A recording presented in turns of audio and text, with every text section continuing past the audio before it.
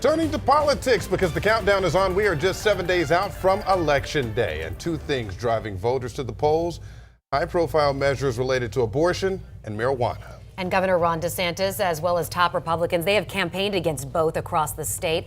10 Tampa Bay's Aaron Parsegian joining us here live. And today, Governor DeSantis stopped in Clearwater.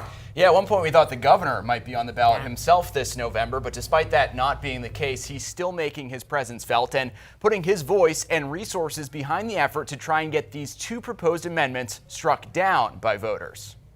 Your default when they are proposing constitutional amendments should be no. That should be the default position. Flanked by physicians and Pro Football Hall of Famer Tony Dungy. Yes, we need to protect our mothers, but we need to protect those children as well. Governor Ron DeSantis gave a full-throated opposition to Amendment 3, which would legalize the sale and possession of marijuana, and Amendment 4, which would expand abortion rights in the state. And I don't care where you stand on these issues. This is about something even bigger than normal issues. The governor railing against what he calls deliberately vague and misleading language. They don't tell you much about their amendment. They don't want to go through what any of these means. They haven't defined the terms for you.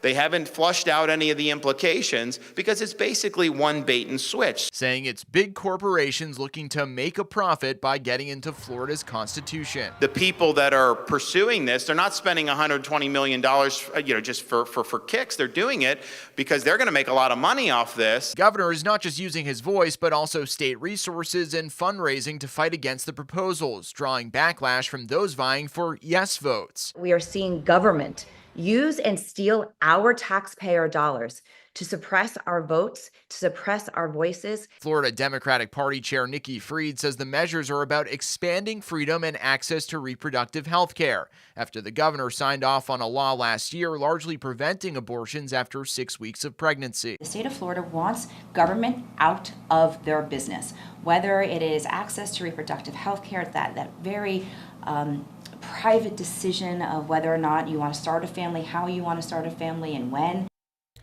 And both of these measures would need at least 60% voter approval to become law. Amending Florida's constitution if they were passed. And one thing that the governor really hammered home when he was talking today is that the ballot text doesn't tell the full story of what he says the measure truly means. Yeah, so when you get your ballot on there, you're going to see what is just a summary of what this would do. So regardless of where you stand or think you stand, it may be a good idea to read the full text of the proposals before filling out and submitting your ballot. And we have the full text of each amendment on our website, 10tampabay.com. In studio, Aaron Parsegian, 10 Tampa Bay.